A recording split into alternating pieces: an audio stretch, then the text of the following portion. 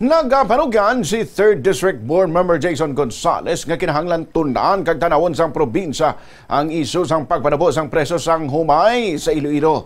Suno sa board member ini agud mabalanse ang interes sa mga mangunguma kag sa mga konsumidor. Sa interview sang Bombo Radio kay Gonzales, iagin pahayag dapat i-convene ang sang probinsya ang Price Coordinating Council nga ginamando sang lahi bagod ini isa sa masarangan nga tikang sang lokal nga panggobyerno. Ginpahayag sini nga wala sang direkta nga puderang probinsya nga mag-regulate sang presyo sang humay.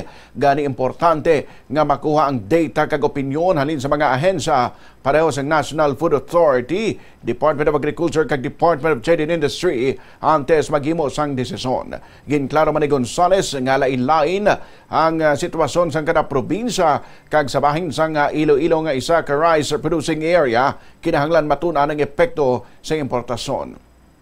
Suno sa iya, may dawa ka aspeto nga dapat nga timbangon ang proteksyon sa mga mangunguma kag ang benepisyo sa mga konsumidor.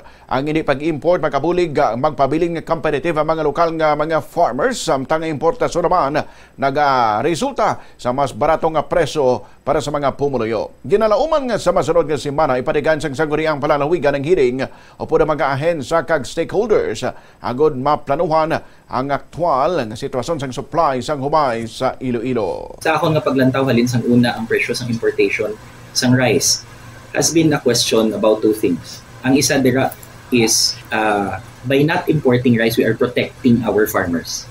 Inatama ka importante to make sure nga ang pamakal sa aton niya nga palay kag bugas sa local supply naton is driven by market forces.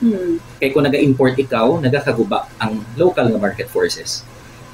Ang aton da ginabalanse mo ang interes sang mangunguma kag interes sa publiko. Now we need to find the sweet spot ang resolution bala na where there is balance between sa interest ng duwa. And kapati kita nga makita nato ni. Nabarian ang kabahin sang pahayag ni Board Member Jason Gonzales.